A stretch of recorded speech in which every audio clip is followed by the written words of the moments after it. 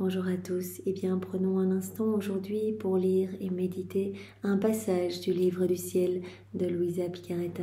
Au nom du Père qui m'a créé, du Fils qui m'a sauvé et du Saint-Esprit qui me sanctifie. Amen. Jésus, nous nous immergeons une fois de plus en toi, dans ta divine volonté. Nous nous unissons à toi, nous nous identifions à toi, nous nous consumons en toi, nous perdons le rien que nous sommes. Nous fondons nos volontés dans la tienne, nous les fusionnons dans ta divine volonté. Et Jésus, bien comme tous les jours, nous te serrons dans nos bras et nous voulons te dire d'une seule voix que tu es notre roi, notre bien, notre Seigneur, notre tout. Nous voulons t'adorer, te louer, te bénir, te glorifier, te remercier, t'embrasser avec ta volonté à toi au nom de toutes les générations humaines. Nous entendons Jésus compenser pour tous ces vides d'amour, ces vides de tendresse. Nous voulons réparer pour tous les actes qui te blessent, qui t'offensent, qui offensent le cœur de ta maman. Nous voulons t'offrir à chaque fois les actes opposés à ces offenses et nous voulons continuellement t'aimer. Qu'à chacun de nos battements de cœur, Jésus, tu puisses entendre des milliards d'actes de louange, comme un chant mélodieux qui vraiment t'entourera et te donnera de la joie, Seigneur. Jésus, vraiment, nous nous offrons à toi, nous déposons à tes pieds tout ce que nous sommes et nous te supplions de te servir de nos émotions, nos désirs, nos pensées, nos volontés, comme d'un marchepied, comme d'une fondation pour établir ton royaume en nos cœurs. Et nous te supplions que ton royaume puisse s'établir dans tous les cœurs, puisse s'établir ici-bas sur la terre. Oui, Jésus, nous voulons vraiment être de bons instruments entre tes mains et travailler à l'avènement de ce royaume. Nous savons que à chaque fois que nous faisons des actes en union avec toi, tu élargis les frontières du royaume dans notre cœur, mais aussi tu fais descendre, tu es comme poussé à donner plus rapidement ce royaume sur la terre et donc des grâces sont déversées dans tous les cœurs qui se disposent à accueillir ce grand don. Merci Seigneur infiniment et nous voulons vraiment que tu viennes vivre en nous, que tu viennes t'établir dans nos cœurs et que tu viennes agir dans nos actions. Nous te donnons nos pieds, viens marcher à travers eux. Nous te donnons nos yeux, viens regarder à travers eux. Divinise tous nos regards, viens sanctifier chacune de nos paroles, viens respirer toi-même dans nos respirations, viens penser dans nos pensées. Viens Seigneur dans chacun de nos mouvements externes et internes, conscients et inconscients. Nous voulons t'aimer continuellement, Seigneur, au nom de tous ceux qui ne t'aiment pas. Nous voulons aussi, Jésus, t'offrir une reconnaissance, un retour à ton amour, te dire que nous voyons ton amour partout manifesté à travers chaque élément créé et nous voulons, au nom de tous, placer nos petits je t'aime unis au tien sur chaque feuille, chaque herbe, chaque brindille, chaque branche, chaque arbre, chaque fleur, sur chaque semence que ces semences vont produire, tout ce que la terre contient, chaque atome de terre, chaque molécule d'air, chaque particule de lumière, sur le soleil, ses rayons, ce que ces rayons vont toucher, sur les planètes, les galaxies, les étoiles, leurs sentiments, la lune, sur chaque animal, chaque insecte, chaque bestiole, dans chaque goutte d'eau, dans la mer, dans la puissance du vent, dans la force des vagues, partout, Seigneur, sur chaque grain de sable, chaque minéraux, chaque caillou, dans les plaines, les vallées, les montagnes. Nous voulons vraiment que la terre soit gorgée de notre amour pour toi, que nous répondions partout à ton amour, la divine volonté qui travaille partout dans chaque élément créé et vraiment tu veux nous inonder de ton amour, tout est un je t'aime pour nous, alors vraiment aujourd'hui nous répondons à cet amour au nom de tous. Merci Seigneur, nous voulons également rappeler tous les actes d'amour que tu as placés dans l'œuvre de la rédemption. On veut tout faire nôtre, tes pas, tes paroles, tes prières, tes réparations, tes souffrances, tes peines, tes soupirs, tes battements de cœur, tes regards. On veut tout faire nôtre, ainsi que tous les actes accomplis par Maman Marie dans la divine volonté, l'intégralité de ces actes depuis la seconde 1 de sa conception jusqu'à son Assomption. On va tout faire nôtre, on peut tout prendre dans la divine volonté, tu nous l'as dit, on prend tout. On s'engorge, on reste d'abord vraiment pour se laisser remplir par tout cet amour. Et puis on ajoute nos petits baisers, notre petite touche personnelle d'affection. Et on te réoffre tout, Jésus. On réoffre tout au Père pour que cet amour soit redoublé, renouvelé dans notre cœur, mais aussi dans tous les cœurs. Nous voulons également, Jésus, tenir compagnie à ta divine volonté dans chacun des sacrements. Nous voulons suivre ces actes, nous voulons tenir compagnie à l'Esprit Saint gémissant de solitude dans ces sacrements, comme tu nous l'as dit. Nous voulons te tenir compagnie, Jésus. Et nous voulons bien placer, voilà, nos je t'aime partout, dans le sacrement du baptême, sacrement de la confirmation, du mariage, de la réconciliation, de l'ordre des malades et bien sûr dans le Saint-Sacrement Jésus où tu refais continuellement ta journée eucharistique comme tu nous en as parlé il y a quelques jours, semaines. Et vraiment, tu souffres de solitude. Voilà, tu souffres, tu vois des âmes rentrer dans les églises, prendre des photos, ou vraiment sans se prosterner, sans cette sainte crainte. Et tu souffres, Seigneur, d'être si seul. Alors, nous sommes là et nous voulons vraiment laisser nos cœurs dans chaque tabernacle. Nous voulons t'accompagner, être avec toi dans chaque hostie consacrée. Et que nos cœurs battent continuellement avec ton cœur et te disent, Jésus, tu es merveilleux. Jésus, nous te voulons dans nos vies. Jésus, que ta divine volonté soit faite pour chacun de nous, que le règne de ta divine volonté puisse s'établir ici-bas, ce royaume si saint, ce royaume d'amour, et bien qu'il puisse descendre le plus rapidement possible sur la terre, que tu puisses, Jésus, reprendre ta place d'honneur au milieu de tes enfants. Nous voulons bien continuellement, comme avait l'habitude de le faire Louisa, décomposer notre être en petites parties qui se prosternent devant toi. Voilà, dans chaque ciboire, bien, on peut vraiment s'imaginer rester avec Jésus. Et voilà, que notre être bien, décomposé puisse dire continuellement à Jésus, je crois en toi, je crois en ton Église, je vais donner ma vie pour toi, Jésus.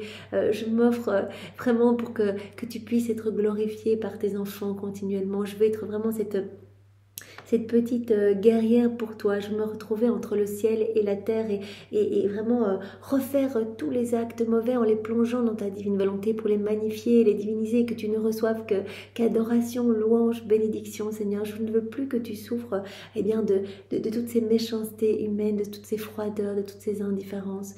Je veux bien, te recouvrir continuellement de l'amour de ton Père, de l'amour de l'Esprit Saint, de l'amour de ta maman. Voilà, je veux t'offrir continuellement tous les actes d'amour de tous les saints de tous les temps. C'est tellement beau, on peut reprendre tous les martyrs, toutes les prières, tous les jeûnes, toutes les mortifications, tout ce qui a pu être fait par amour pour Jésus, pour sa maman. On peut tout reprendre, on fait tout nôtre, comme si c'était à nous, comme si c'était nous qui avions fait cela. Et on offre tout à Jésus dans le Saint-Sacrement. Voilà, pour lui apporter du soulagement, pour lui apporter de la tendresse, pour que des voix d'amour résonnent autour de lui. Et nous voulons le faire continuellement. Jésus, nous voulons tout le temps être unis à toi. Nous voulons même nous trouver dans les mains des prêtres qui te consacrent pour te recouvrir de ta splendeur à toi, de ta beauté, de tes harmonies, de ta sainteté, de ton amour, de ta puissance, Seigneur. Oui, nous voulons refaire toutes les messes dans ta divine volonté, les entrées de messe, les sorties de messe, toutes les adorations, toutes les prières avant et après te recevoir. Nous voulons uniquement te donner de la gloire, Seigneur. Nous voulons te redonner cette gloire que tu aurais dû recevoir des hommes s'ils n'avaient pas quitté ta divine volonté. Nous voulons te donner l'honneur, les adorations, les louanges que tu aurais dû recevoir, même des âmes réprouvées, si elles n'avaient pas choisi toutes seules, délibérément, volontairement, de s'arracher de ton cœur pour aller se perdre. Nous entendons tout réparer, tout compenser, Seigneur, et t'aimer pour ceux qui ne t'aiment pas. Voilà. Bénis-nous, Seigneur, vraiment bénis-nous et avec ta maman, tous les deux, bénissez-nous et par cette bénédiction, bien, confirme notre esprit de renoncement pour les choses du monde, confirme-nous dans le bien, confirme-nous dans la fermeté, dans la constance à faire nos actes, confirme notre offrande, voilà, l'offrande de nos vies comme sacrifice d'amour et de louange, de réparation pour toi. Maman Marie, par ta bénédiction, rappelle en nous la vie de Jésus. Viens prononcer ton oui sur notre âme, terrasse nos volontés propres. Donne-nous une gorgée de la divine volonté à chaque instant. Oui, Jésus et Marie, bénissez nos pensées, nos émotions, nos désirs, nos pas, nos actions, nos battements de cœur. Vraiment, Jésus, que tout soit fait pour toi, pour ta gloire, celle de ton Père, celle de l'Esprit Saint, que tout soit fait par toi et que tout soit fait dans ta divine volonté. Nous voulons nous consacrer à vos deux cœurs unis, comme nous avons l'habitude de le faire. C'est si doux, en fait, de se consacrer à vos deux cœurs. Eh bien, nous glissons nos cœurs entre vos deux cœurs pour que nos cœurs s'alimentent bien, de votre vie respective continuellement. Et bien sûr, nous vous recouvrons de vos baisers respectifs, de votre amour respectif. Et on veut le faire tout le temps, à chaque instant. Merci Jésus pour tout ce que tu nous as déjà donné, tout ce que tu vas encore nous donner aujourd'hui, ce que tu nous donneras demain. Merci pour toutes ces grâces, ces bénédictions. Merci pour ton amour sans borne, ta miséricorde sans limite pour chacun de nous. Merci infiniment d'avoir mis en place toutes ces chaînes de grâce pour qu'aujourd'hui nous en soyons là à lire les écrits du ciel, à les méditer et à nous essayer à faire les premiers actes dans la divine volonté. Merci Jésus, nous savons que c'est toi qui es à l'œuvre en nous et nous voulons te bénir au nom de tous ceux qui ne te bénissent pas. Alors Jésus, je te demande maintenant de nous donner ton cœur, je te demande de nous donner ta compréhension, ta sagesse, enveloppe-nous de ta lumière, que nous puissions accueillir, être disposés pour accueillir ce précieux trésor que tu vas nous donner. Chaque vérité que tu nous donnes est vraiment terriblement importante, chaque vérité vaut plus que toute la création, c'est une vie divine que tu sors de toi. Et vraiment, cette vie vient nous façonner dans nos fibres les plus intimes, comme tu nous l'as dit il y a quelques jours. Voilà, ce n'est pas un cadeau extérieur comme si je vous offrais le soleil, la mer, que je vous offrais tout l'univers. Ça, ce serait qu'extérieur à vous. Ici, chaque vérité que je vous donne, toutes ces vérités, ces connaissances relatives à ma divine volonté, cela vient vraiment puissamment vous transformer de l'intérieur. Cela vient comme embaumer votre âme et vous pousser à cette mise en pratique. Il n'y a que dans cette mise en pratique que je vais pouvoir tout vous donner. Et toutes ces connaissances vont en fait alimenter continuellement votre soif de vivre dans la divine volonté. Et vous allez me demander continuellement de vivre en union avec moi dans cette inséparabilité. Et donc c'est le désir qui est très important et qui... à chaque fois qu'on demande, Jésus, donne-nous le royaume de la divine volonté, quand on fait un acte, on demande quelque part, on se plonge dans la divine volonté.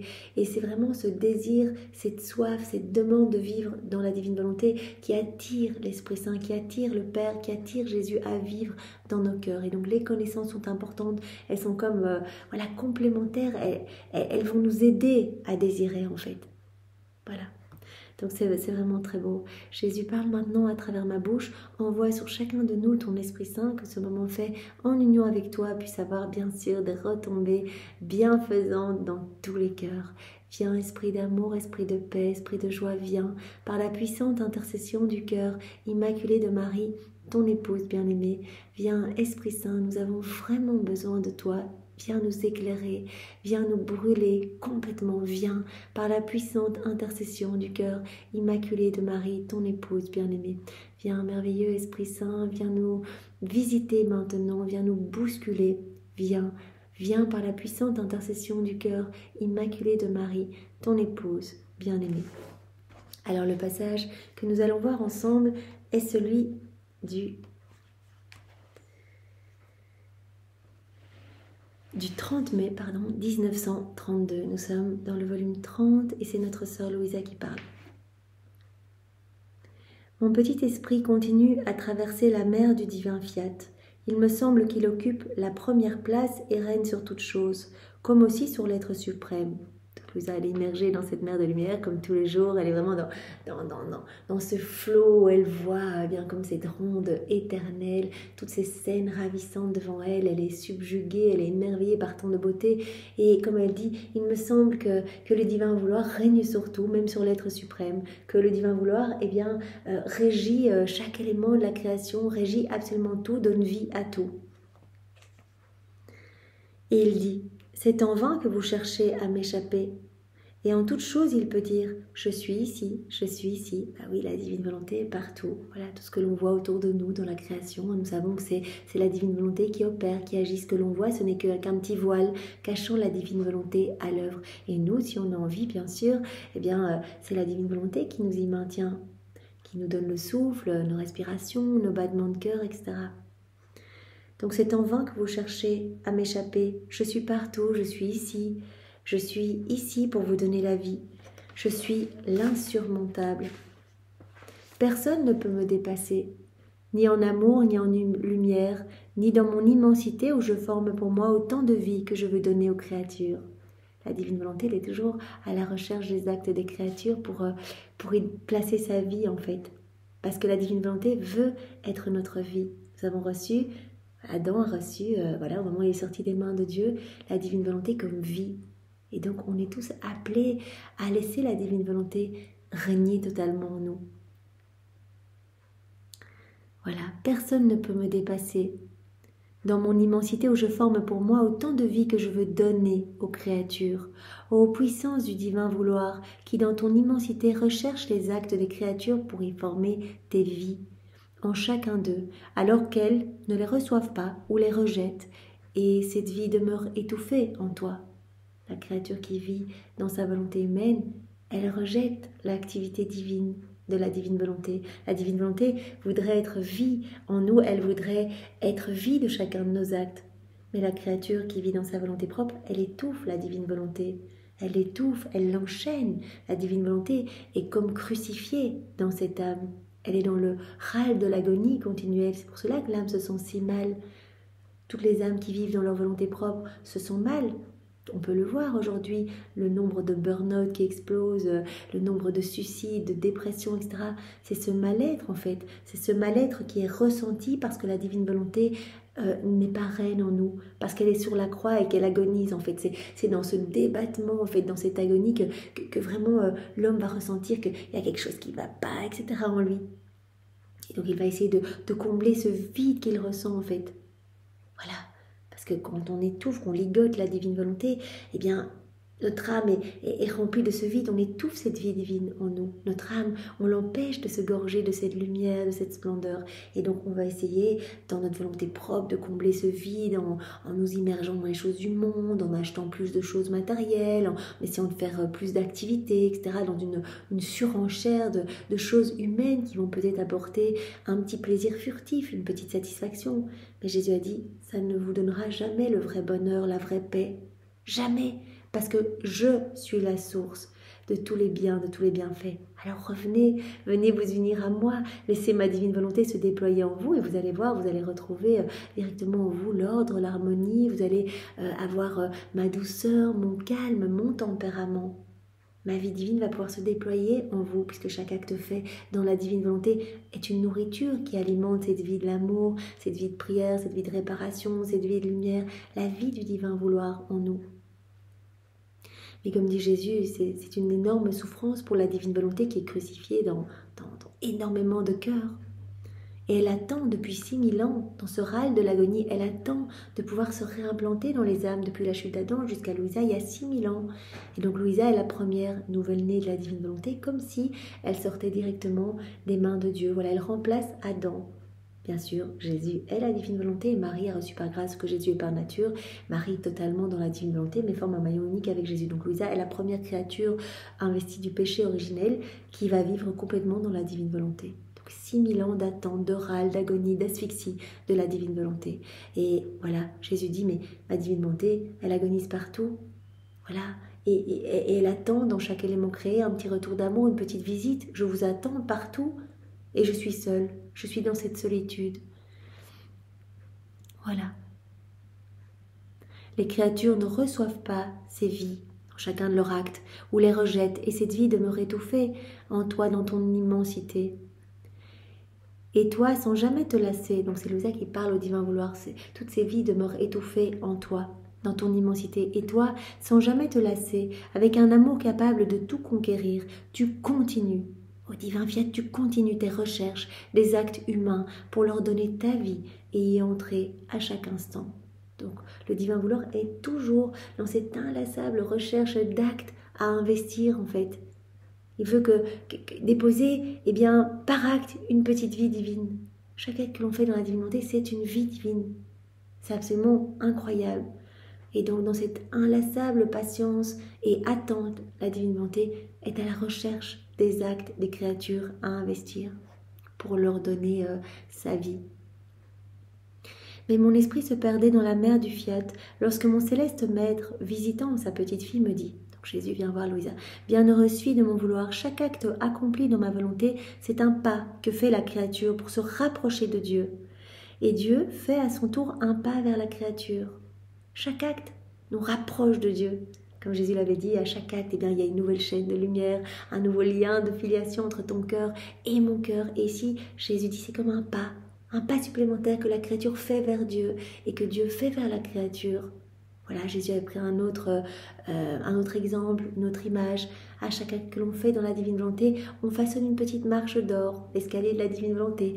Et on se rapproche de Dieu, mais non seulement nous, mais aussi toutes les âmes vont pouvoir emprunter cet escalier. Donc on va faciliter l'entrée dans ce royaume. Voilà, par nos actes, on facilite Pourquoi? Parce qu'on s'unit à Jésus. Jésus, au niveau spirituel, va toucher plein d'âmes à chaque fois qu'on s'unit à lui. Et des âmes vont recevoir des grâces de repentir, de conversion, de sanctification, des charismes, des grâces de... que sais-je, donc des grâces à l'appel. Ils vont se disposer à accueillir les écrits du ciel. Voilà. Certaines vont recevoir juste des grâces de retourner à l'église, mais d'autres vont recevoir la grâce de comprendre les écrits du ciel, de recevoir les livres et de s'y plonger, puis de faire leurs premiers actes, etc. Et donc cela va avoir un effet vertueux. Au plus il y a d'âmes qui vont se plonger dans les écrits du ciel et faire leurs actes, au plus vite le royaume de la divine volonté va s'établir sur la terre. Parce que chaque âme qui va faire des actes va toucher des milliers d'âmes à chaque acte, etc. Donc à chaque fois, chaque acte accompli dans la divine volonté, c'est un pas que fait la créature vers Dieu et un pas que Dieu fait vers la créature. On peut dire que le Créateur et la créature sont toujours en marche l'un vers l'autre sans s'arrêter. Et ma volonté descend dans l'acte de la créature pour y former son pas de vie divine. Et la créature monte dans le fiat, dans les divines régions, pour se faire conquérante de lumière, d'amour, de sainteté et de connaissance divine. C'est le tout qui s'enclôt dans le néant qui s'enclôt dans le tout. Voilà l'âme qui s'élève en fait, qui s'élève pour que son âme eh bien, vienne se greffer dans le soleil de la divine volonté. Et donc elle part en conquête de nouvelles saintetés, nouvelle beauté, nouvelle pureté. Donc à chaque fois elle va recevoir quelque chose, de nouveaux flots de grâce qui vont se déverser sur elle. De sorte que chaque acte accompli dans la divine volonté, chaque acte, parole, souffle, pulsation, dans ma volonté, sont autant de pas de vie divine que fait la créature. Des pas qui rapprochent la créature de Dieu et Dieu de sa créature. Et mon fiat soupire après ces actes pour en faire son champ d'action et y former autant de vie divine dans la créature. Voilà, Jésus le dit à nouveau, ma divine volonté, mon divin fiat, eh bien, recherche ces actes en fait, pour les investir. Il attend qu'une créature se plonge dans ma divine volonté pour... se plonge en fait, la divine volonté attend qu'une créature se plonge en elle pour pouvoir investir ses actes à elle et bien de vie divine. Mon fiat soupire après ses actes pour en faire son champ d'action et y former autant de vie divine dans la créature. Donc on a bien compris que le divin vouloir était continuellement à la recherche d'actes à remplir en fait de ses vies divines, de sa vie divine, une vie par acte. Voilà. Continuellement, le divin fiat recherche des actes à investir. Tel était le dessein de la création, former notre vie dans la créature, avoir en elle notre champ d'action divine. Et c'est pourquoi nous aimons tant qu'elle fasse notre volonté, afin de mettre en sûreté notre vie en elle, et non pas en nous, parce que nous n'avons besoin de personne, et nous nous suffisons à nous-mêmes, mais en la créature. C'était le plan de Dieu de toute éternité, voilà, que l'homme soit rempli de divin, que vraiment l'homme reçoive la divine volonté et garde la divine volonté comme vie en lui. Donc c'est vraiment, en vivant dans la divine volonté, l'homme était parfaitement à l'image et à la ressemblance de Dieu. Et donc l'homme a quitté la divine volonté, il a perdu la divine volonté comme vie, il a continué à jouir de ses effets, mais il a perdu la divine volonté comme vie.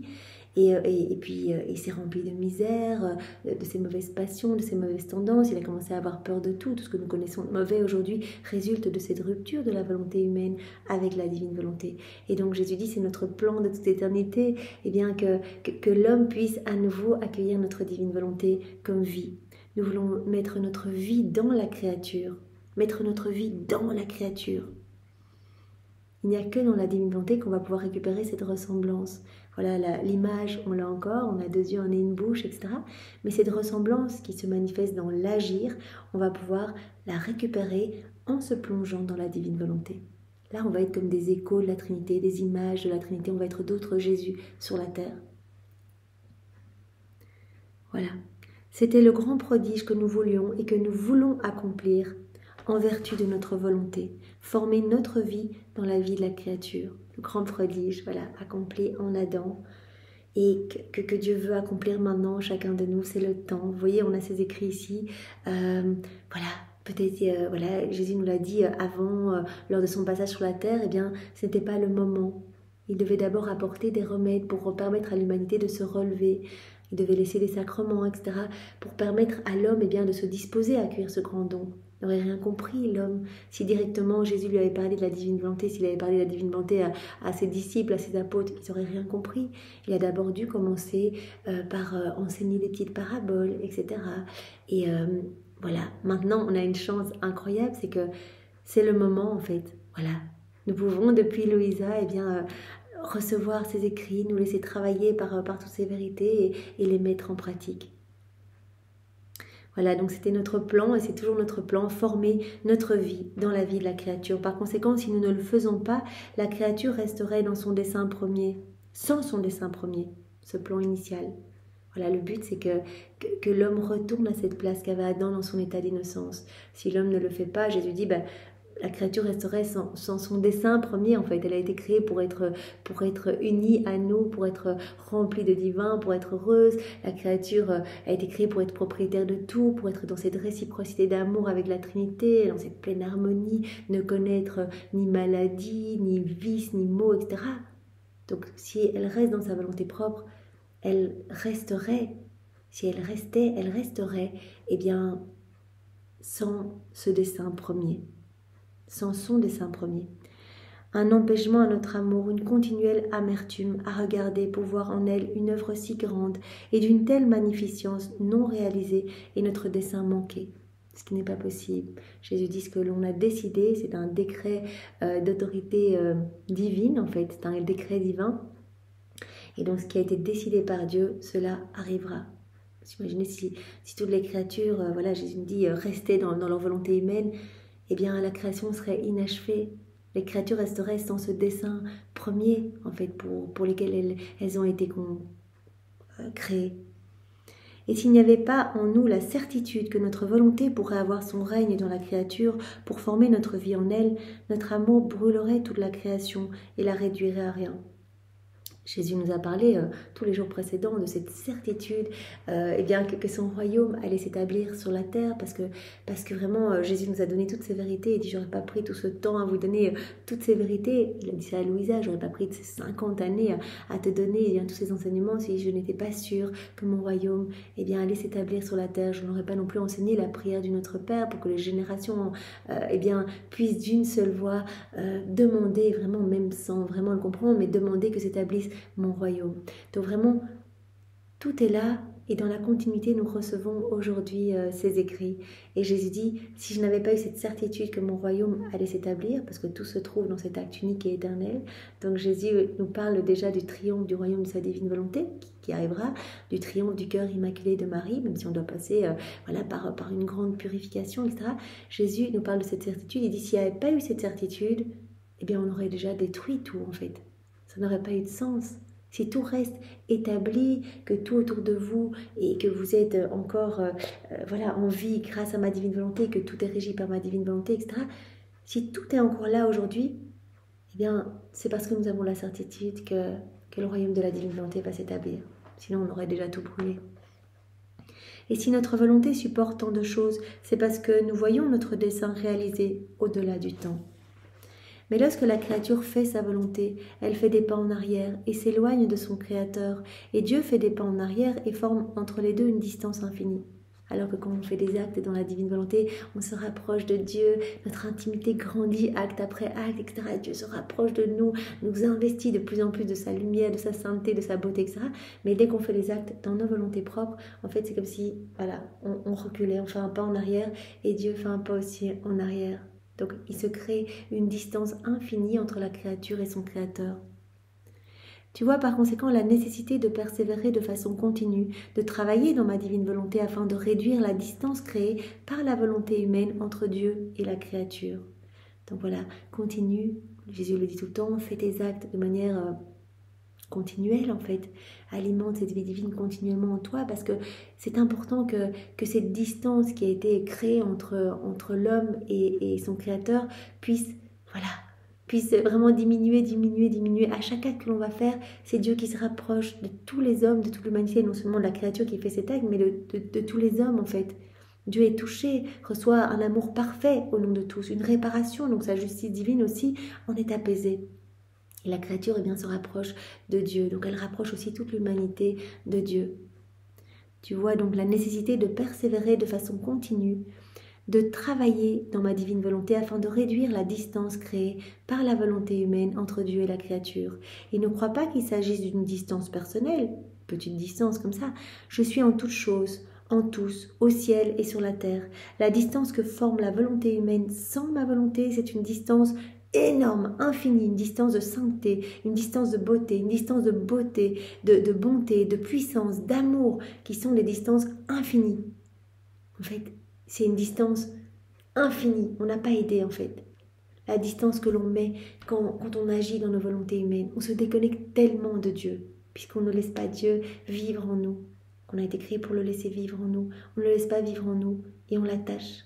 Donc on crée une distance, mais un abîme en fait.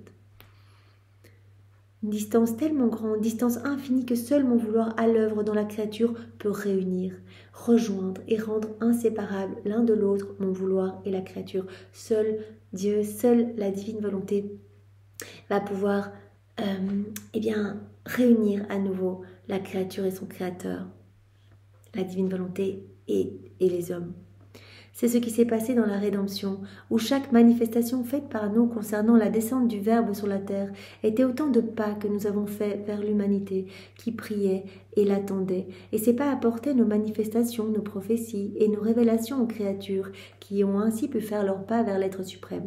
Jésus dit, cela s'est aussi passé avant ma venue sur la terre. Il y a eu beaucoup de pas de Dieu vers la créature à travers toutes ces manifestations, prophéties, c'est tout ce qui a été donné en fait aux prophètes. Chaque manifestation donnée, c'était comme autant de pas que Dieu faisait vers l'homme pour se rapprocher de l'homme. Et l'homme, en accueillant ces manifestations, ces vérités, se rapprochait de Dieu. Donc ces manifestations ont été comme des pas de part et d'autre. Voilà. Ces manifestations, ces prophéties, ces révélations aux créatures. Ainsi, les hommes ont pu faire leur pas vers Dieu. Et Dieu a fait des pas vers les hommes. De sorte qu'elles ont continué à marcher vers nous, les créatures, et nous vers elles. Et lorsque le temps est venu de devoir descendre du ciel sur la terre, nous avons augmenté le nombre des prophètes, afin de pouvoir faire plus de révélations et hâter le pas de part et d'autre. Cela est si vrai que dans les premiers temps du monde, il n'y avait pas de prophètes, et nos manifestations étaient si rares qu'on peut dire qu'il ne se faisait qu'un pas par siècle. Au départ, voilà. Il y avait très très peu de prophètes, très peu de manifestations, des pas, mais Jésus dit, mais tellement peu en fait, un pas par siècle presque. La lenteur de ces pas avait eu pour effet de refroidir les créatures qui étaient presque toutes prêtes à dire que ma descente sur terre était une chose absurde et non une réalité, tout comme on le dit aujourd'hui du royaume de ma volonté. Début, très peu de manifestations ont été données au tout début. Et au plus on s'est rapproché du moment où Jésus devait venir, au plus il y a eu de manifestations de pas de Dieu qui se hâtaient de rencontrer la créature, de la toucher, et donc les âmes de faire des pas vers Dieu en se disposant à accueillir le Messie. Voilà. Aujourd'hui, comme il n'y avait pas eu beaucoup de manifestations avant au tout début, quelque part, les personnes pensaient que la venue de Jésus, finalement, c'était quelque chose d'absurde, une façon de parler et une chose presque impossible. C'est pourquoi, avec les prophètes venus après Moïse, il y a eu une multiplication de manifestations, de révélations, etc., qui ont été données à une multitude de prophètes. Presque dans les derniers temps, avant ma descente sur la terre, Jésus dit, la marche a été accélérée des deux côtés par nos manifestations. Puis est venue Marie, la céleste dame du ciel, qui non seulement marchait, mais courait pour hâter la rencontre avec son Créateur, pour le faire descendre et accomplir la rédemption. Donc au début, très peu de prophètes, au point tel que très peu de manifestations données par le ciel, au point tel que les hommes se disaient, mais c'est absurde, la venue d'un Rédempteur, cela paraît complètement impossible. Et puis petit à petit, de plus en plus de pas, plus on se rapprochait du moment où Jésus devait venir, au plus il y avait de manifestations de vérité données à de plus en plus de prophètes. Donc après Moïse, les prophètes se sont multipliés. Et donc vraiment, pour qu'il y ait vraiment ce rapprochement, cette disposition des cœurs pour accueillir le Rédempteur, jusqu'à Marie, en fait, qui par tous ses actes, bien sûr, dans la divine volonté, courait, en fait, rapprochait l'humanité entière de Dieu. Chaque acte est un pas vers Dieu. Donc c'était une course continuelle, elle était tout le temps dans la divine volonté. Tu vois ainsi comment mes manifestations sur ma divine volonté sont des preuves certaines que ma divine volonté est en marche pour venir régner sur la terre et que la créature à qui ces manifestations ont été faites avec une constance de fer marche et court, elle aussi, pour faire cette première rencontre et offrir son âme afin que ma divine volonté puisse y régner et faire ainsi le pas qui la fera régner parmi les créatures. Voilà, Jésus dit, toutes ces manifestations, comme les manifestations qu'on a données à tous ces prophètes, etc., avant ma venue, eh bien, toutes les manifestations que je te donne maintenant, Louisa, sont comme autant de pas que nous faisons vers la créature. Et quand la créature va accueillir, quand les créatures vont accueillir toutes ces vérités, eh bien, elles vont les mettre en pratique. Et cette mise en pratique, chaque acte sera un pas vers Dieu. Et ici, pour Louisa qui a cette mission de former le royaume de la divine volonté, Jésus lui a dit, à chaque fois que tu digères une connaissance et que tu la mets en pratique, tu crées l'espace pour qu'on t'en donne une autre en fait. Voilà, j'attends toujours que tu aies bien compris, que cette vérité est bien gravée dans ton cœur, que vraiment elle est dans toutes tes fibres, dans toutes tes cellules, que tu l'as mise en pratique pour t'en donner une autre. Donc, voilà, à chaque fois, on est dans ce doux reflux d'amour, flux et reflux d'amour, ce doux échange d'amour en fait, se donner et recevoir. Louisa, voilà, elle va recevoir cette manifestation, c'est un pas de Dieu vers l'humanité, vers elle et puis vers tous les hommes bien sûr, et elle va accueillir cela et en faisant un acte, elle va faire un pas vers Dieu. Voilà, qui ne peut pas se vaincre en amour, qui va redonner de nouvelles grâces, de nouvelles bénédictions, de nouvelles manifestations, etc. Jésus dit, toutes ces manifestations sont le signe certain, de l'avènement de mon royaume sur la terre. Mon royaume viendra s'établir sur la terre. Ce sont des preuves certaines que ma divine volonté est en marche pour venir régner sur la terre et que la créature à qui ces manifestations ont été faites avec une constance de fer, Louisa, marche et court elle aussi pour faire cette première rencontre et offrir son âme. Louisa, elle est offerte en âme victime et par tous ses actes, comme la Vierge Marie, elle court pour rapprocher l'humanité de la Trinité. Voilà, c'est un pas des générations humaines vers Dieu à chaque acte qui est fait. Elle en fait tout le temps, Louisa, elle respire, elle dort, elle mange, tout dans la divine volonté, elle fait ses rondes du matin au soir, du soir au matin, etc. Donc vraiment avec cette constance de faire, elle vient vraiment rapprocher l'humanité de son Créateur. Et à chaque manifestation qu'elle reçoit, c'est Dieu qui descend un peu plus, c'est un pas de Dieu vers l'homme. C'est pourquoi tes actes sont continus, car seuls les actes continus peuvent accélérer la marche, surmonter les obstacles et être seuls les conquérants capables de conquérir Dieu et la créature.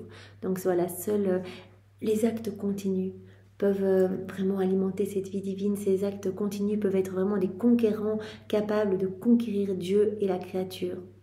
C'est très beau en fait, conquérir Dieu en fait. Chaque acte fait dans la divine volonté, en fait, c'est comme si... C'était un amour parfait que l'on offre au nom de tous. Et donc le cœur de Dieu est touché.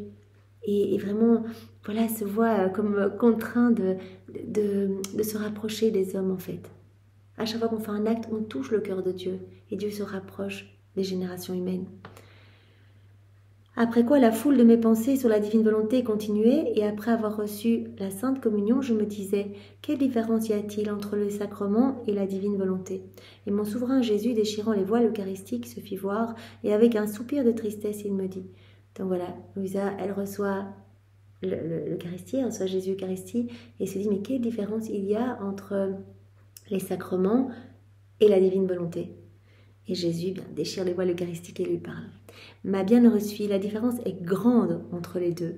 Les sacrements sont les effets de ma divine volonté. Par contre, ma volonté, c'est la vie, comme on l'a vu précédemment. Et par sa puissance créatrice de vie, c'est elle qui forme et donne vie à tout. Aux sacrements aussi. Donc, il y a une grande différence. Les sacrements sont les effets de la divine volonté. La divine volonté, elle donne vie à tout. Elle donne même vie aux sacrements. Les sacrements n'ont pas la vertu de donner vie à ma volonté. Donc ce qui est dans un sens n'est pas bon dans l'autre. La divine volonté va donner vie au sacrement, mais les sacrements n'ont pas la possibilité, n'ont pas la vertu, de donner vie à la divine volonté. Donc c'est vraiment la divine volonté qui donne vie à tout et les sacrements sont les effets de la divine volonté. Voilà. Les sacrements n'ont pas la vertu de donner vie à ma volonté, car elle est éternelle et n'a ni commencement ni fin. Mon adorable volonté occupe toujours la première place en toutes choses, et possédant par nature la vertu créatrice, elle crée les choses et la vie elle-même, partout où elle veut, quand et comment elle veut. La divine volonté donne vie à tout. Voilà, elle n'a ni commencement ni fin, elle donne vie absolument à toute chose et à tout. On peut dire que la différence est celle qui existe entre le soleil et les effets que le soleil produit. Les sacrements sont les effets de la divine volonté. La divine volonté donne vie à tout. Voilà, et bien Jésus dit c'est la même différence qu'entre le soleil, comme Jésus utilise toujours cette comparaison, le soleil de mon divin vouloir, voilà, comme le soleil dans la création et ses effets. Il y a une immense différence. Les effets qui sont produits par le soleil. Ceux-ci ne donnent pas vie, les effets produits par le soleil. Ils ne donnent pas vie au soleil, mais ils reçoivent la vie du soleil et doivent rester à sa disposition parce que la vie des effets est produite par le soleil. Les sacrements sont reçus en un certain temps, en un certain lieu et en certaines circonstances. Voilà, le sacrement, c'est certains moments. Par exemple, le baptême, il est donné une fois et c'est tout. Par exemple, le sacrement de la réconciliation, de la pénitence, est donné lorsque la créature est tombée dans le péché, qu'elle retourne, qu'elle retourne à l'église, qu'elle vient demander pardon à un prêtre, etc. Ma vie sacramentelle, elle-même, est donnée une fois par jour, quand on reçoit Jésus Eucharistie. Et la pauvre créature ne ressent pas en elle, dans cet espace de temps, la force, l'aide des eaux baptismales qui la régénèrent continuellement, ni les paroles sacramentelles du prêtre qui la réconfortent continuellement en lui disant « je t'absous de tes péchés ». Il n'y a pas cette continuité. On va recevoir énormément de grâce, mais on ne va pas ressentir tout le temps les paroles du prêtre « je t'absous de tes péchés ». Il absout tous nos péchés passés, mais après, voilà, on retourne dans notre petite vie, on doit faire des efforts, etc. Mais il n'y a pas cette continuité. Tandis que dans la divine volonté, on reçoit continuellement. Quand on est immergé dans la divine volonté, on reçoit continuellement des grâces, de nouvelles beautés, nouvelles saintetés, etc. dans notre âme. La créature ne trouve pas non plus dans ses faiblesses et les épreuves de la journée le Jésus sacramentel qu'elle peut prendre avec elle durant toutes les heures de la journée. Par contre, ma divine volonté, possédant l'acte premier de vie et étant capable de donner la vie, maintient par son empire l'acte continu sur la créature et à chaque instant lui donne comme vie la vie de lumière, la vie de sainteté, la vie de l'amour, la vie de force d'âme. Voilà. Donc la divine volonté, qui possède l'acte premier de vie, est capable de donner continuellement la vie et de maintenir son empire, maintenir par son empire, cet acte continu sur la créature à chaque instant. Cet acte continu de la divine volonté, l'infatigable travailleuse. Et à chaque instant, la créature qui est émergée dans cette mer de lumière va recevoir force d'âme, elle va recevoir vraiment des flots d'amour, elle va être purifiée à chaque instant de nouvelles choses, etc. Bref, elle est vie, la divine volonté est vie. Et les temps, les circonstances, les lieux et les heures n'existent pas pour elle. Il n'y a ni restriction, ni loi, spécialement parce que ma volonté doit donner la vie. Et la vie est formée d'actes continus et non par intervalles. Voilà, la divine volonté est vie, elle doit donner la vie et donc elle est dans cette continuité. C'est pourquoi dans l'expression de son amour, on peut dire que par son empire continu, elle est un baptême continu, une absolution jamais interrompue et une communion de chaque instant. C'est tellement beau. Donc en fait, quand on vit dans la divine volonté, c'est comme si on recevait à chaque seconde, voilà, la communion, à chaque seconde. D'ailleurs, Jésus prononce les paroles de la consécration sur notre âme, nous devenons des hosties vivantes, à chaque fois qu'on fait un acte dans la divine volonté. C'est pour ça qu'il nous appelle à la continuité, pour que tout le temps, en fait, dans chacun de nos actes, voilà, c'est comme si on recevait de nouveau le sacrement de la réconciliation, le sacrement des malades, on reçoit tous les effets, toutes les grâces du sacrement de notre baptême, etc. À chaque fois qu'on fait un acte dans la divine volonté. Donc Jésus dit, mais restez bien immergés dans ma volonté et faites tout dans ma divine volonté pour être sous ce flot continu de grâce. Plus encore, du fait que notre volonté fut donnée à l'homme au commencement de sa création comme vie éternelle vivant en lui, telle était la substance, le fruit de la création, notre volonté qui devait former notre vie dans la créature. C'était notre plan. Dès le commencement de la création de l'homme, c'est notre plan, que notre divine volonté soit vie en l'homme en fait. On a donné notre volonté, notre divine volonté, pour qu'elle puisse opérer et agir dans l'homme, qu'elle puisse être totalement comme nous en fait, comme un autre petit Dieu sur la terre. Notre volonté qui devait former notre vie dans la créature, c'était ça notre plan. Nous avons tout donné avec cette vie. Il n'est rien dont elle aurait pu avoir besoin et qu'elle aurait pu ne pas avoir trouvé dans notre volonté. On peut dire qu'elle aurait eu à sa disposition Tout ce qu'elle aurait voulu, aide, force d'âme, sainteté, lumière, tout était mis en son pouvoir. Et ma volonté prit l'engagement de lui donner tout ce qu'elle voulait, pourvu que ma volonté puisse avoir en elle son empire et vivre dans son âme. Voilà, quand l'homme a été créé, il a reçu la divine volonté comme vie. Et tant qu'il avait la divine volonté comme vie, il recevait tout, il manquait de rien en fait, de rien du tout. Voilà, comme Jésus dit ici, ma volonté a pris l'engagement envers l'homme de lui donner tout ce dont il avait besoin, pour autant qu'il laisse notre divine volonté comme vie en lui. Il n'était donc pas nécessaire d'instituer les sacrements lorsque l'homme fut créé, parce que dans ma volonté, possédant le commencement et la vie de tous les biens, les sacrements comme instruments de secours, de guérison et de pardon n'avaient aucune raison d'être. Voilà, les sacrements, ils nous sont donnés pour nous relever, comme remède en fait, pour nous relever, qu'on puisse être disposé pour acquérir ce don de la vie dans la divine volonté. Mais Adam, complètement immergé dans la divine volonté, n'avait pas besoin de ces secours, ces secours de guérison, de pardon, etc.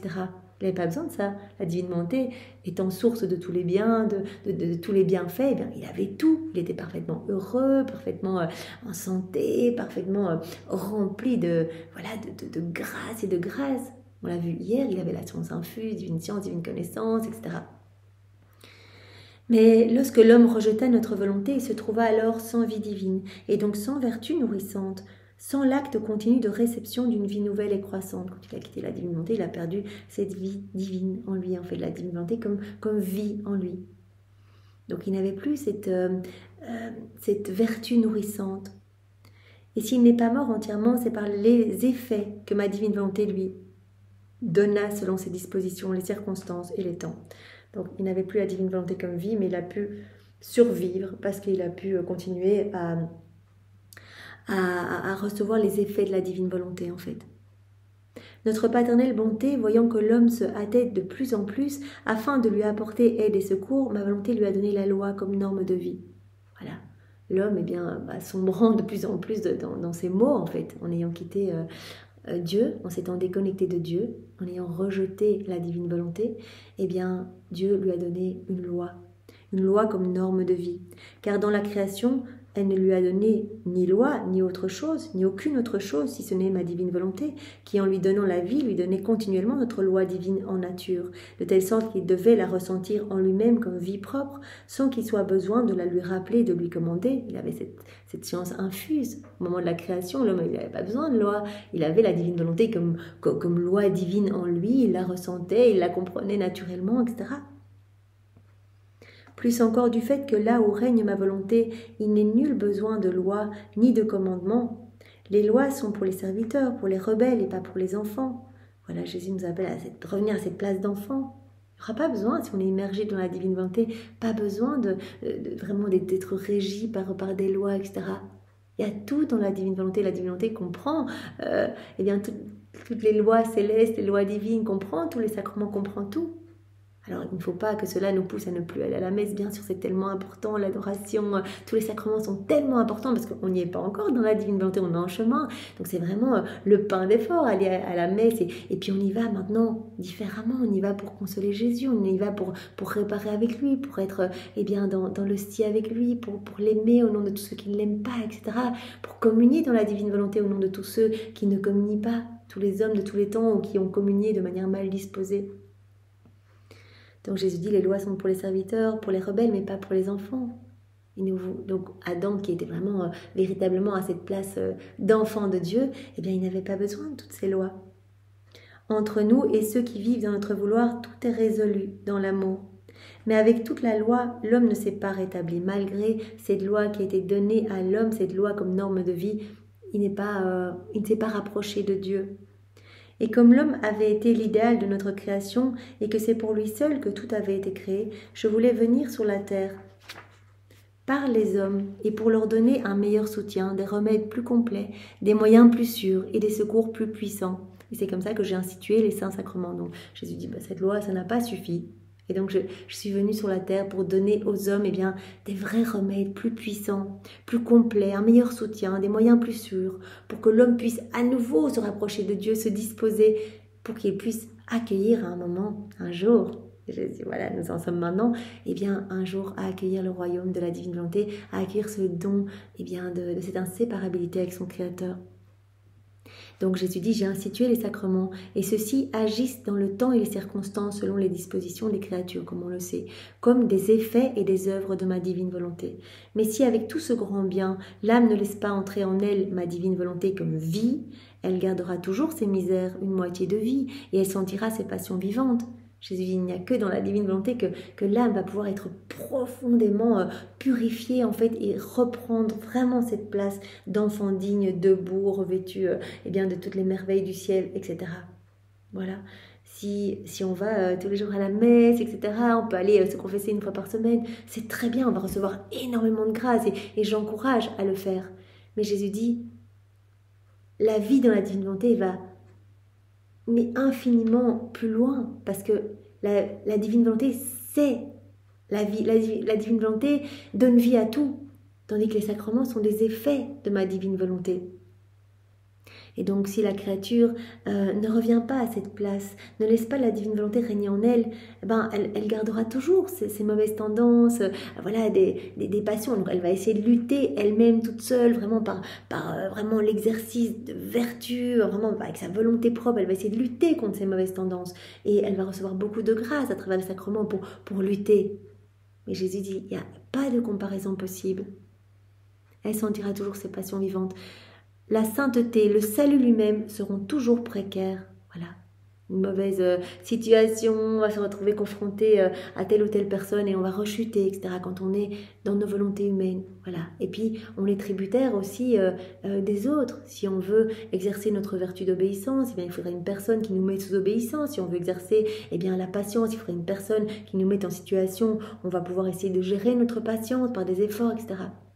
Donc Jésus dit, la sainteté et le salut lui-même sont toujours assez précaires, même si l'âme va tous les jours, parce que ça va être en fonction de ses dispositions aussi. Une âme peut aller tous les jours à la messe, être mal disposée, y aller par habitude, etc. Elle ne recevra pas, finalement elle va se replonger trop vite dans le monde, elle ne recevra pas autant de grâce qu'une âme qui va être vraiment disposée, et bien sûr une âme qui va vivre tout ça dans la divine volonté, alors c'est absolument magnifique, elle y va au nom de tous les hommes, de tous les temps, etc. La sainteté, le salut lui-même seront toujours précaires parce que seule ma volonté qui se donne comme vie continuelle forme le doux enchangement des passions, des misères et y forme les actes opposés de sainteté, de force d'âme, de lumière et d'amour dans les mots des créatures. Seule la divine volonté va pouvoir anéantir, pulvériser tous les maux, toutes les mauvaises choses, les misères. À chaque fois qu'on fait un acte en union avec Jésus, on lui donne cette autorisation d'arracher quelque chose de mauvais de notre âme, quelque chose résultant de notre volonté humaine et d'y placer à la place quelque chose du ciel. Vraiment des merveilles du ciel. Donc notre âme s'embellit petit à petit. Il y a comme un doux enchantement et toutes les mauvaises tendances, les mauvais comportements, sont, comme Jésus le dit ici, ressentent ce doux enchantement. Voilà. La créature sent couler dans ses mots, dans ce qu'il y a de mauvais en elle, la beauté, le bien, la sainteté de l'acte de vie continu que donne ma divine volonté. C'est un acte de vie continu qui nous embellit continuellement. Voilà, et elle se trouve sous son doux et suave empire. Et la créature la laisse faire ce qu'elle veut, car un acte continu qui donne la vie éternelle ne peut jamais être atteint au moyen d'autres actes, d'autres aides et d'autres moyens. La divine volonté comprend tout. Il n'a pas besoin quelque part d'autres aides, d'autres moyens, si forts et si saints qu'ils puissent être, pour faire le bien que peut accomplir un acte continu. Donc voilà, il y a rien qui nous donnera plus de joie, de douceur, de paix. Il n'y a rien en dehors de la divine volonté. Donc il n'y a rien qui nous amènera à nous rapprocher de Jésus de la sorte que la divine volonté. La divine volonté va nous permettre vraiment de grandir jour après jour en amour pour notre Créateur, va nous purifier en profondeur, va nous faire grandir dans une sainteté divine. On ne parle plus de sainteté humaine, mais une sainteté divine. Jésus dit, mais il n'y a rien de plus grand que ma divine volonté qui donne vie à tout et qui veut investir tous vos actes de sa vie en fait, pour que vos actes ne soient plus des actes humains, mais qu'ils soient tous divins et éternels. Voilà. Par conséquent, il n'y a pas de mal plus grand que puisse faire la créature, ni de bien ni de plus grand tort qu'elle puisse causer à notre paternelle bonté que ne pas laisser régner en elle notre volonté. Ce mal aurait en son pouvoir de nous inciter à détruire toute la création, parce que la créature a été créée pour être notre résidence, et pas uniquement elle, mais toutes les choses créées, les cieux, le soleil, la terre, toutes ces œuvres étant sorties de nos auteurs suprêmes. Nous avons le droit de vivre dans la créature. Voilà. Donc l'homme a été créé pour être le tabernacle vivant, pour accueillir Dieu, pour être sa résidence, pour être dans cette unité du divin fiat avec chaque élément créé, pour vivre dans cette réciprocité d'amour avec son Créateur. Donc Jésus dit ici, nous avons le droit de vivre dans la créature. Et en vivant en elle, nous la conservons toujours belle et toujours nouvelle, et dans l'acte qu'il a mis au jour. Si elle nous laisse vivre en elle, c'était notre plan initial, si elle nous laisse vivre en elle, si la créature laisse la divine volonté être souveraine en elle, eh bien nous allons continuellement l'embellir. Nous allons la rendre toujours nouvelle, toujours plus belle, etc. Or, la créature, en ne faisant pas notre volonté, nous met en dehors de notre résidence. Il en est alors comme d'un riche seigneur qui veut construire un grand et magnifique palais. Lorsque le palais est construit, il veut y demeurer, mais il lui ferme la porte au nez et lui jette des pierres, si bien qu'il ne peut y mettre les pieds et ne peut pas demeurer dans la résidence qu'il a construite. Cette résidence ne mériterait-elle pas d'être détruite par celui qui l'a construite? Jésus prend cet exemple. L'homme a été fait pour être la résidence, son âme, la résidence de Dieu, être rempli de Dieu et laisser la divine volonté être souveraine, vraiment et opérer à travers son humanité.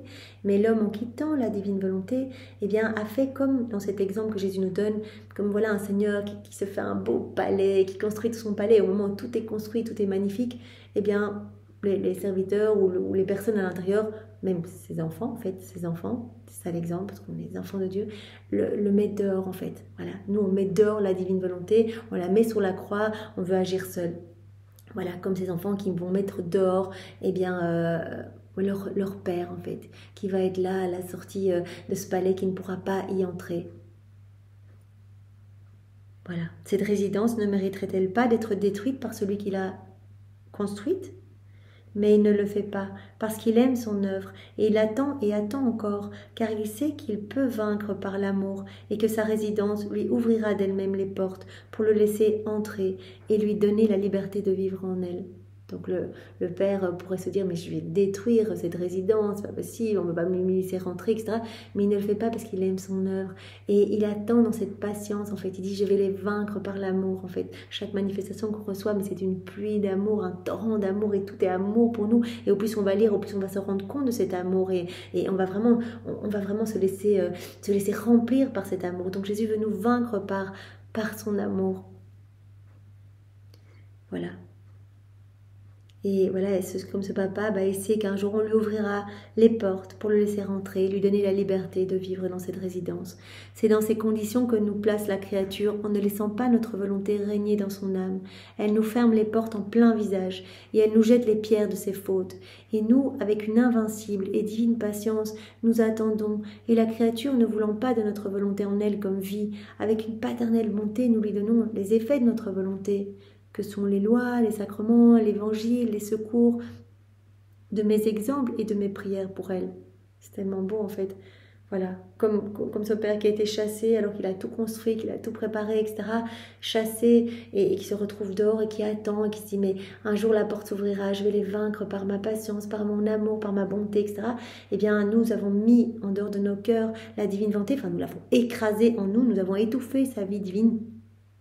Et alors Jésus dit, et on se retrouve dans cette même condition, on attend en fait, et comme la divine volonté n'a pas voulu de notre, comme les hommes n'ont pas voulu de notre divine volonté comme vie en eux, comme vie agissante et opérante, eh bien on va leur donner en fait les effets de notre volonté, voilà, qui sont les prières, les secours, l'évangile, les sacrements, les exemples de prières que Jésus nous a donnés, etc., qui sont les lois. Mais malgré ce grand bien, rien ne peut égaler le grand bien que peut faire ma volonté comme vie éternelle de la créature, parce que ma volonté est ensemble toute la loi, les sacrements, l'évangile, la vie, et elle signifie tout. La divine volonté comprend tout. Donc l'homme qui ne veut pas vivre dans la divine volonté, eh bien voilà, Jésus dit pour qu'il reste debout, qu'il puisse être sauvé, etc., on va lui donner les effets de la divine volonté. Mais nous, on voudrait lui donner tout le package, on ne veut pas lui donner les effets de la divine volonté, on veut lui donner la divine volonté comme vie. La divine volonté, elle comprend tout, tous les sacrements, toutes les lois, etc., elle comprend absolument tout. Elle possède toutes choses, elle peut donner tout, l'évangile, etc.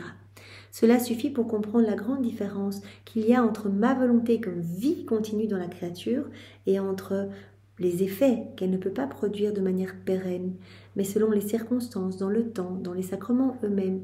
Donc aujourd'hui, Jésus nous a bien montré cette différence entre la divine volonté comme vie continue dans la créature et les effets de la divine volonté.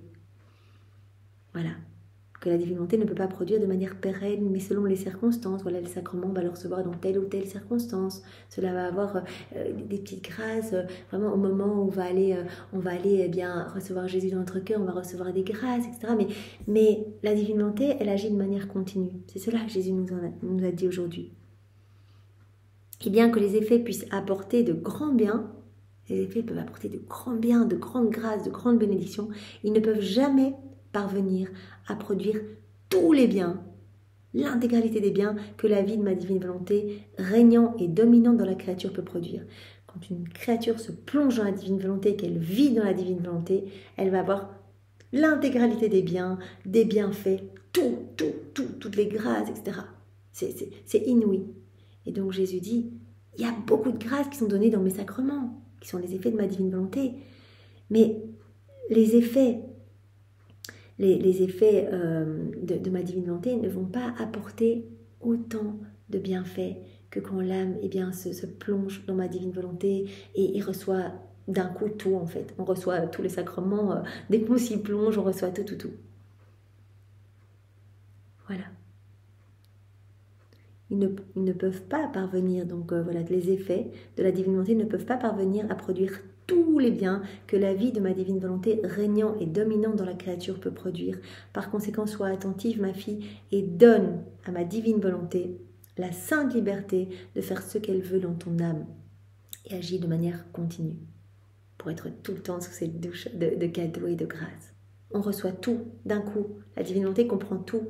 Enfin, un acte dans la divine volonté, il est complet, il est parfait. On reçoit tout.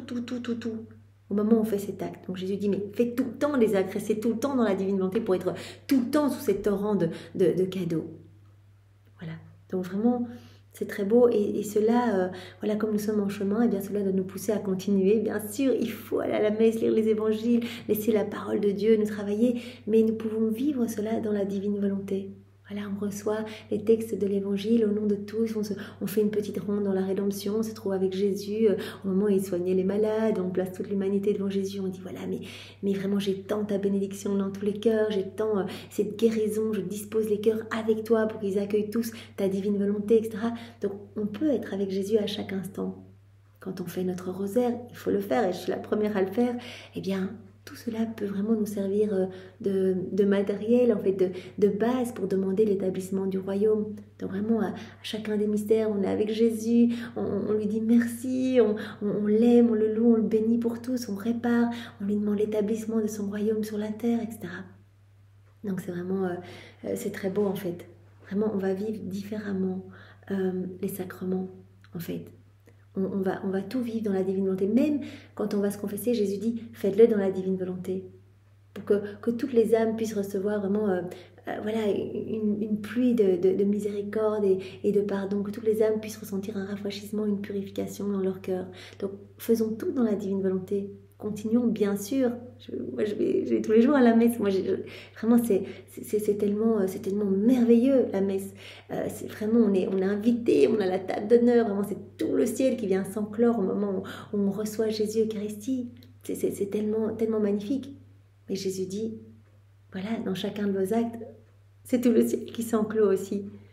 Mais venez vivre vos messes, venez me recevoir dans la divine volonté, venez me consoler, soyez près de moi, venez non plus pour demander des grâces pour vous, mais pour réparer et pour être avec moi en fait, pour que plus rapidement s'établisse le royaume de ma divine volonté. Eh bien, merci Seigneur pour ce très bel enseignement. Pour te remercier, nous t'offrons l'amour de ta maman, son cœur, sa maternité, et nous t'embrassons avec ses lèvres à elle, et nous te serrons dans nos bras avec ses bras à elle. Sois loué, béni et glorifié Jésus, au nom de tous, au nom du Père et du Fils et du Saint-Esprit. Amen. Au revoir, bonne journée à tous.